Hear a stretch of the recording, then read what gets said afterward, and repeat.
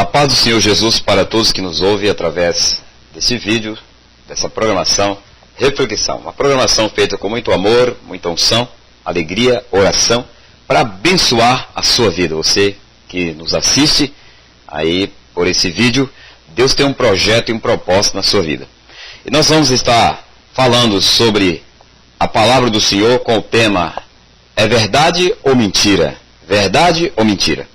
E nós vamos pegar nesse tema dentro do capítulo 24 do Evangelho de Mateus, no versículo 34 e o 35 diz assim: em verdade vos digo que não passará esta geração sem que todas essas coisas aconteçam. Os céus e a terra passarão, mas as minhas palavras não hão de passar. E no versículo 12 do Evangelho de Mateus, Jesus Cristo diz assim: e por se multiplicar a iniquidade, o amor de muitos se esfriará. E por se multiplicar a iniquidade, o amor de muitos se esfriará.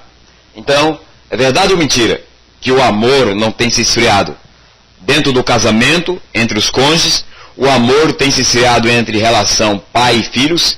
Tem mães que jogam seus filhos recém-nascidos na lata de lixo.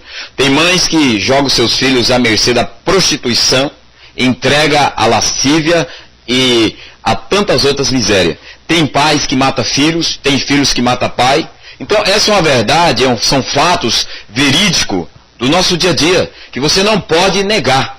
Mas isso nós aprendemos dentro da palavra de Deus, que é um cumprimento da Sagrada Escritura. É um cumprimento da palavra de Deus nessa última hora que vivemos. Então é uma grande verdade. Então o Senhor Jesus está dizendo: passarás os céus e a terra, mas as minhas palavras não hão de passar. Outro sinal visível é a apostasia. O que é apostasia? É quando as pessoas desviam da verdadeira fé, dando ouvido a doutrinas de demônios, a ensinos de demônio. Antes de ler esse texto, nós vamos ler outro texto. Esse texto de apostasia está em 1 Timóteo, capítulo 4, versículo 1. Mas também está falando da apostasia da última hora, do abandono da verdadeira fé, em que as pessoas não querem servir a Deus com fidelidade, com renúncia de pecado, renúncia das concupiscências deste mundo de treva. Em 2 Tessalonicenses, na carta de 2 Tessalonicenses, capítulo 2, do versículo 1 ao 13, está escrito assim, nós vamos fazer a leitura da palavra de Deus.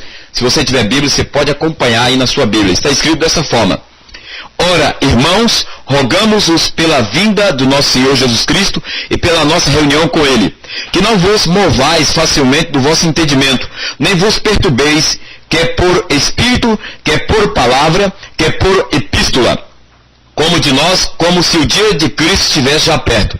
Ninguém de maneira alguma vos engane, porque não será assim, sem que antes venha a apostasia, e se manifeste o homem do pecado, o filho da perdição, o qual se opõe e se levanta contra tudo que se chama Deus, ou que se adora, de sorte que se assentará como Deus no templo de Deus, querendo parecer Deus. Não vos lembrais de que essas coisas vos dizia quando ainda estava convosco?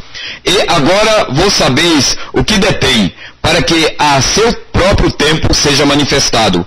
Porque já o mistério da injustiça opera, somente há um que agora resiste até que do meio seja tirado. E então será revelado o iníquo, a quem o Senhor desfará pelo sopro da sua boca, iniquirará pelo esplendor da sua vinda. Esse cuja vinda é segundo a eficácia de Satanás. Aí versículo 9, esse cuja vinda é segundo a eficácia de Satanás, e com todo o poder, e sinais, e prodígios de mentira, e com todo engano da injustiça para os que perecem, porque não receberam o amor da verdade, para se salvarem. E por isso Deus enviará a operação do erro, para que se creia a mentira, para que sejam julgados todos que não creram a verdade, antes tiveram prazer na iniquidade. Mas devemos sempre dar graças a Deus por vós, irmãos amados do Senhor, por vós ter Deus elegido desde o princípio para a salvação, em santificação do Espírito, fé e da verdade. Então essa palavra aqui do apóstolo Paulo para aquela igreja, ali em Colossos, em Tessalônica, aliás, na cidade de Tessalônica, aqueles irmãos esperavam a vinda de Jesus naqueles dias. Mas Paulo está explicando o seguinte, que era para eles se aquietar, porque a vinda do Senhor, ela ia anteceder quando surgisse a manifestação da iniquidade, do mistério da iniquidade, o que nós estamos vivendo nesse presente século 21. O homem da iniquidade, do pecado, chamado anticristo. E antes dele se revelar como o governo mundial, muitos iam apostatar da fé. O que é apostatar da fé? É dar ouvido a ensinos contrários à Bíblia. São ensinos da palavra de Deus, mas distorcido, uma mentira do diabo. Muitos falsos profetas, falsos pregadores, têm induzido as pessoas com falsas esperanças. Então, em vez de pregar o evangelho do arrependimento, prega aí o evangelho falsificado da prosperidade. Então, isso é uma verdade que você não pode negar, são fatos verídicos. Não estou contra a prosperidade. A prosperidade, ela tem um propósito. Deus abençoa o seu povo, Deus prospera o seu povo. Mas a finalidade e o objetivo do evangelho é transformar o caráter nós pecadores, nos fazer semelhante a Cristo, nas obras, nas atitudes, nos atos. E sobre a apostasia está escrito em 1ª carta a Timóteo, capítulo 4, aliás, versículo 1. Mas o Espírito Santo, expressadamente diz que nos últimos tempos apostatarão alguns da fé, dando ouvidos a espíritos enganadores e a doutrina de demônio, pela hipocrisia de homens que falam mentira, tendo cauterizado a própria consciência. Se prega muitos tipos de evangelho, isso é a verdade. Muitos tipos de doutrina, isso é uma verdade, mas existe uma única doutrina, a doutrina de Jesus, do qual os apóstolos fundamentaram as suas vidas e ensinaram aquela igreja em Jerusalém, Judéia, Samaria e até os confins da terra da sua época.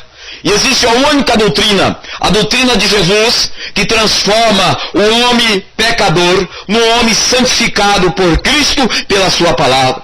O homem que está na miséria, na sarjeta do pecado, da iniquidade, da prostituição, da idolatria, da macumbaria, da feitiçaria, esse homem vem até Cristo e ele recebe a palavra de Deus, recebe fé, ele recebe a Jesus Cristo como Senhor e Salvador. E ele não permanece na imundície e nem permanece na escravidão de Satanás, na escravidão da concupiscência do mundo, no amor à concupiscência do mundo. Isso é uma verdade. Quantos vão para as igrejas evangélicas, igrejas cristãs, aceitam Jesus, mas permanecem, saem da igreja, permanecem no pecado, vão para as boates? Quantos jovens estão na igreja, tomam a Santa Ceia do Senhor, saem de um culto abençoado, Santa Ceia, pegam o seu carro com seus amigos e vão prostituir nas boates? Outros vão para os barzinhos, outros vão para as noitadas. Mas que tipo de evangelho é esse que não muda o caráter, que não traz um exemplo de vida às pessoas, que não traz a vida de Jesus às pessoas, mudando as suas atitudes e seus atos? Mas o evangelho que está aqui, que eu estou lendo, o evangelho que você tem nas mãos através da Bíblia, é o evangelho que quer transformar o nosso caráter, que quer mudar as nossas atitudes. É o evangelho da graça, da misericórdia, do poder de Deus, que quer transformar a tua vida, que quer te arrancar das garras do diabo. Jesus Cristo teve um confronto.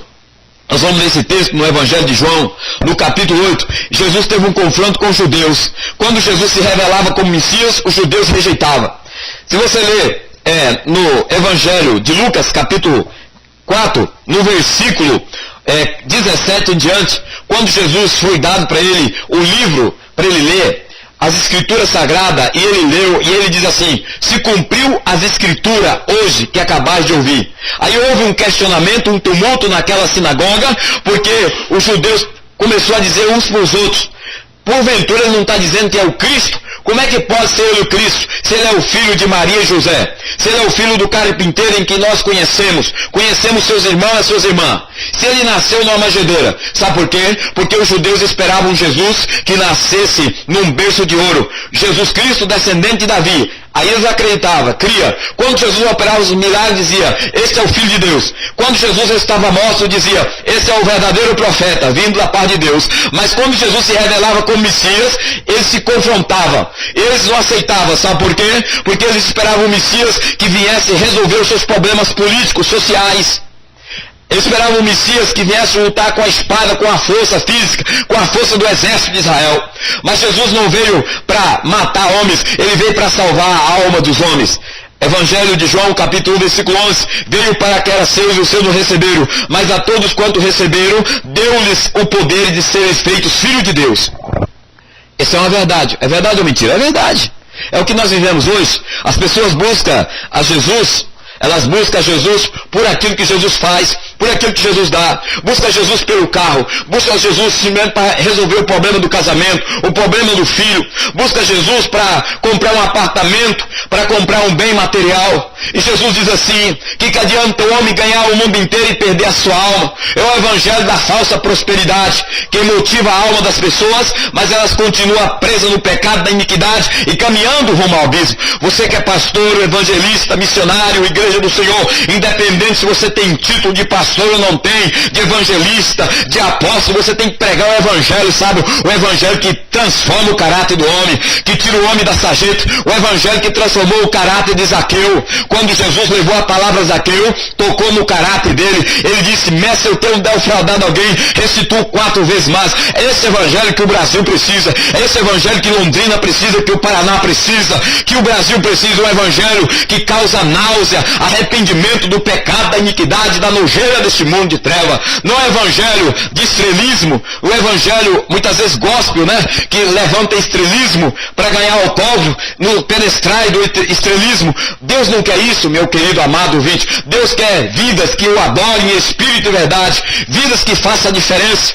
Nós estamos pregando aqui que você não possa ter um carro, um apartamento. Deus é dono dos céus e da terra. Tudo que tem nos céus e na terra é do Senhor. E a melhor do trigo é para a sua igreja. O melhor dos bens é para a sua igreja. Agora existe aí um parâmetro. Deus está nos ensinando o seguinte, ordem de prioridade. A prioridade é buscar o reino de Deus e a sua justiça em primeiro lugar. As demais coisas, Ele vai nos acrescentar. E quando nós buscamos em prioridade, colocamos Jesus em primeiro plano, logicamente, nós vamos santificar nossa alma, nosso espírito e nosso corpo. Vamos servir ao Senhor com fidelidade, com retidão, com alegria, com júbilo. E vamos ter um testemunho para falar para as pessoas. É verdade ou mentira? É verdade.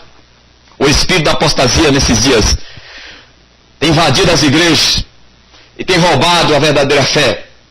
E tem detonado as famílias. Quantas famílias, quantos pastores separados, que vergonha. Quantos missionários, missionárias separados. No 3º e no 4º casamento. Isso é uma vergonha.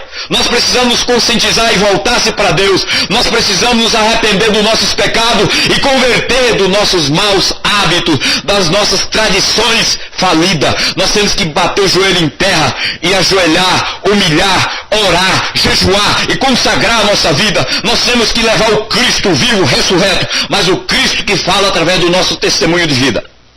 É verdade ou mentira? Pare e pense. Vamos orar. Nós precisamos da misericórdia de Deus. Senhor, nós oramos em nome de Jesus. Pedimos perdão por nossos pecados, pelas nossas misérias. Como pastor, oramos por todos os pastores dessa nação, independente de título, de posição. Aqueles que são ministro e ministra. Perdoa os seus pecados e os meus também. E converta a nossa alma, Senhor. Converta o nosso espírito. E tenha misericórdia de tua igreja. E levanta-nos, como está escrito em Apocalipse capítulo 3, versículo 14 em diante. Que o Senhor não quer uma igreja morna, uma igreja fria, mas uma igreja quente.